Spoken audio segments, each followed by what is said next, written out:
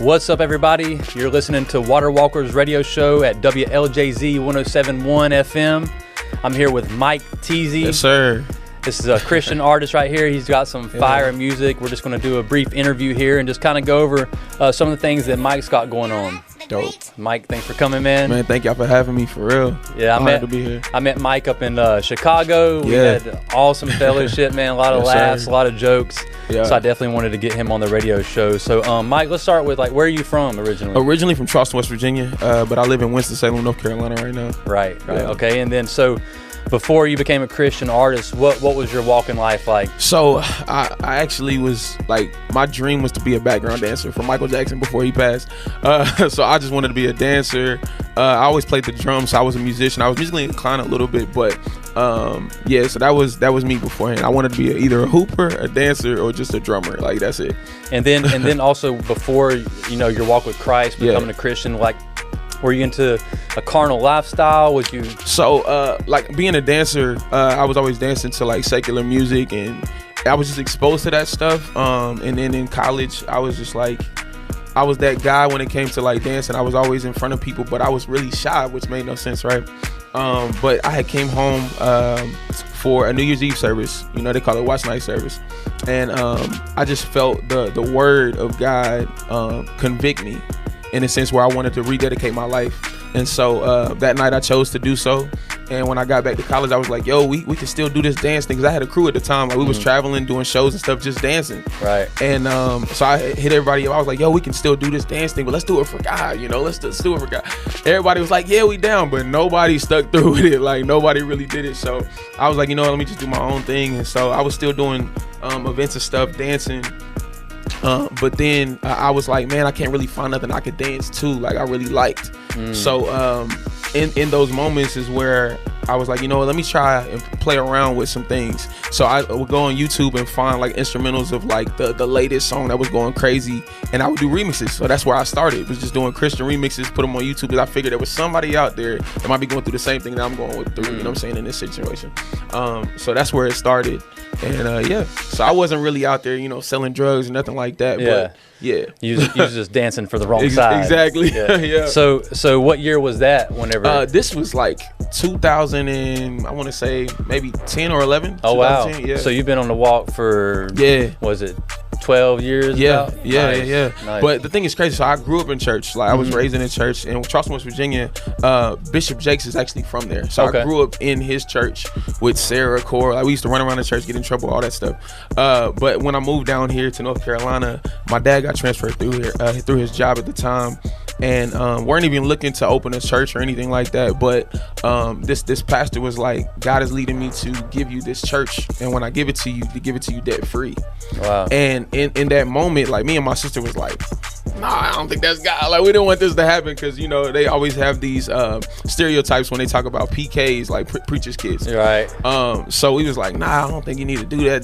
But we was young at this time, so we weren't really really paying attention like that. We was in 4th and 5th grade when we moved down here. And so I've always been a PK. My dad has been a pastor. My mom is a preacher as well. And so I kind of wanted to just stray away, in a sense, just do my own thing. And I wanted to dance, but my parents weren't really feeling that. My mom was cool in a sense, but my dad, so that's what he did when he was in the world. He was a dancer. Yeah, he was about to be in one of the break dancing movies, Breaking 2, one of those. And right before he did it, he had got saved, and he was like, I'm not gonna dance, So that was his conviction. It wasn't mine. Right. I was like, that's your thing. I want to dance. So yeah. But yeah, that's kind of where that kind of led me. So I think that's kind of a thing that all of us deal with as Christians, is we have our own personal convictions. Exactly. It might not be their conviction isn't your conviction. Exactly. And also the stereotype of pastors' kids. I grew up with some pastors' kids, and some of them are a little wild. For sure. Yeah. So all right. So you began your walk with Christ, started doing the music and everything. Led you up to now. What are some of the ministries you're working with? And right so I'm still involved with my church. My dad is actually the pastor of Greater Faith Ministries in Winston-Salem. I'm actually a youth leader there. We do a lot of different outreach things and stuff like that, trying to just really reach out and grab the youth, because the next generation is the church of the future. So we're really trying to hone in on that now. And with COVID, it kind of slowed everything down, but now we're trying to get back out there and really do more outreach. So I think it was last Sunday during Father's Day, we actually changed the whole day for a youth day, and we made it like an outreach event. Gave out food and what's it called, like the Italian ice and all of that stuff. It just was like a good time in the community. So yeah, that's where I'm at. Do you perform also? Like they know you do music and everything? Yeah. So we have youth Sundays like every 4th and 5th Sunday, where I actually get to minister through my music and kind of just tell my headspace when creating the song and stuff like that. So that brings up something that I like to talk about, actually. I'm working with a couple artists that are new Christian artists. Yeah, you know what I'm saying? They're on the new come up. Okay. Some are actually new converted Christians. Wow, so I've kind of helped lead them in a way of getting out of the secular and getting into the Christian world. And I've kind of led them saying, hey, look up some churches. Yeah. Send emails to the youth ministers and see if you can't get a way to come in to do a show, give your testimony.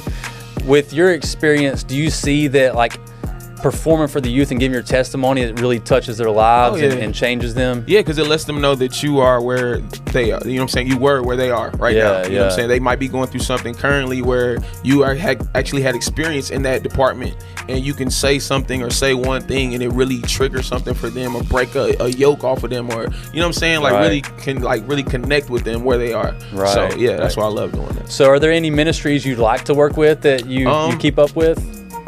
I mean, I feel like every engagement that I get, I love it. If that makes sense. Like I love being wherever I'm at in that moment. But like I said, I love being at my church, Greater Faith Ministries. That's awesome. It's just awesome to see, because I know my parents' heart, for the people, and I see what God is doing, what I'm saying, in their life, and just being a part of that is beautiful. That's awesome, man. That is beautiful, man. Yeah. Like, there's just nothing like ministry, man. Like just the fulfillment of doing God's work, Christ's work, man. Especially the youth. I have such a passion for youth. I was wild.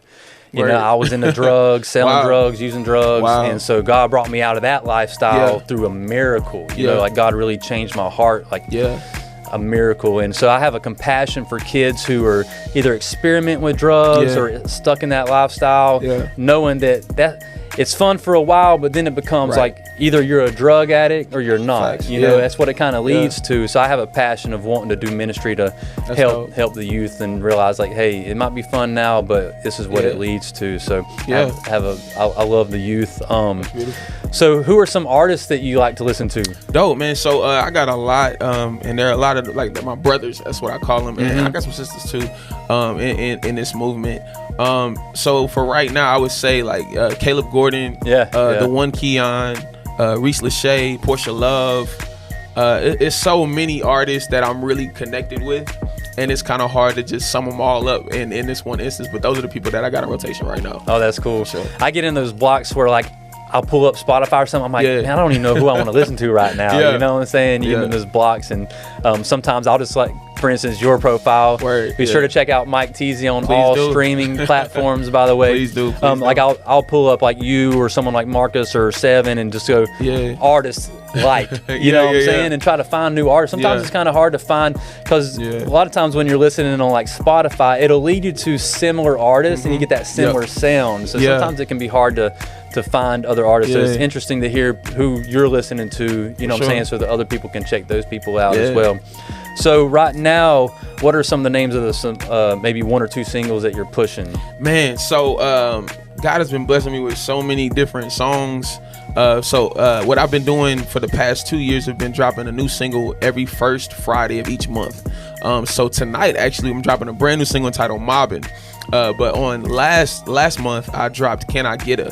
And that song is really like upbeat, dope tempo, great vibe for the summer, all that good stuff. But it's still got a message behind it too. Yeah, I love doing stuff like that. Oh, one more thing I want to touch on. I'm glad I remembered this. When we were in Chicago together, you gave your testimony talking about how you had an injury or something where you weren't supposed to even be able to walk. Twice, man. So I've been paralyzed twice in my life. At the age of 7, when I was still living in Charleston, West Virginia, I was actually about to cross the street, and we had just witnessed a death in our family.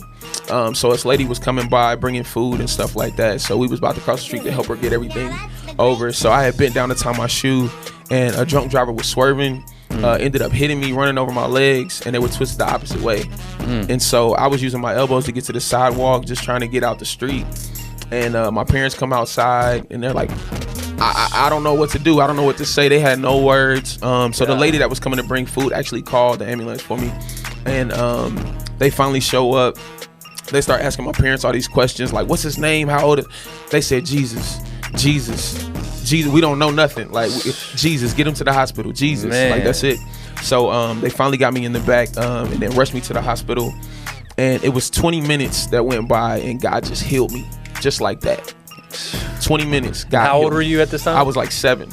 I was like 7. So yeah, I went from paralyzed, not supposed to be walking, not ever again, to God healing me in literally like 20 minutes. Man. And then I was doing flips out the hospital. So that's why till this day I'm still doing flips at shows, jumping around, doing my, you know what I'm saying, doing my thing as far as dancing and stuff too, because I know the enemy wanted to take me out early. Yeah. And then again in 2005, I was in a bad car accident with my mom and my sister, and my lumbar too had snapped.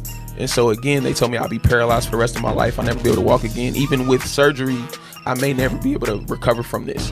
Man. And so that same night, God healed me once again. I was walking out that hospital, and now looking back, it's just like, wow, God, you were prepping me all along, you know what I'm saying? Because the enemy was ready to take me out. Yeah. And so I had battled with suicide thoughts and attempts, you know, because I didn't know my purpose. I didn't know what I wanted to do in life. I didn't know what God wanted me to do in my life. And when I started seeing those different instances where God had performed a miracle, it let me know that there was a destiny for me. Like, he had a plan for my life, and I just had to surrender to it. With that, like, what's some advice you would have? What's some advice that you give to youth and people who feel like they don't have a purpose? Man, just keep seeking God. Seek ye first the kingdom of God, and all of these things will be added. So if you don't have a purpose, if you don't have a plan, if you don't have a vision, if you want, you know, all of these riches and stuff like that, you gotta seek God first, because that's the, you know what I'm saying, like, that's the key point. Everybody needs to seek God first, and then your purpose will come out of that. Your destiny will come out of that. Just seeking God, you know, because I feel the best I've ever felt when I'm just, you know, following God, you know, following what he has for my life. So with seeking God, what if you have a teenager who just doesn't know how to seek God? Right. They don't know where to start. Yeah. Like, how would you lead them? Being vulnerable, finding somebody that you can be vulnerable with. You know, unless it's like a pastor, a youth leader, anything like that. Just find somebody that you can talk to meet you on your level where you are, and just talk to them. Yeah. You know, just talk to them, pray with them. Yeah. You know, tell them what really what's really holding you back in that relationship. Trying to build that relationship with God. If it's like not knowing if God is real, or if it's not knowing, you know, what God has for you. If you know what I'm saying, stuff like that. Just voice it, because if you stay bottled in, it'll never be heard. Yeah. You know. Yeah. So I feel like that's really important, for sure. I think that vulnerability is kind of hard sometimes for some people, you know, because I mean, for almost anybody it is, because you know, for sure, having that ability to trust someone else and just, you know, have that vulnerability. So that's really awesome, man. Is there anything else you'd like to drop? Like, anything else you'd like to go over? Anything with the people? Listen, guys, just stay tuned for what's next. We got a lot of songs dropping. We got a bunch of different EPs coming I'm working on right now, so I'm super excited for those. God is good, man. God is good. God is great, man. So again, on IG, it's official Mike Teezy. Yes, on all streaming services, it's Mike Teezy. He's got the song Mobbin' dropping tonight. And then also Can I Get A? I'll be playing both of those on the radio show. Be sure to check that out. Again, we're at WLJZ 107.1 FM. This is Water Walker's radio show. Thanks for tuning in, and God bless you. God bless.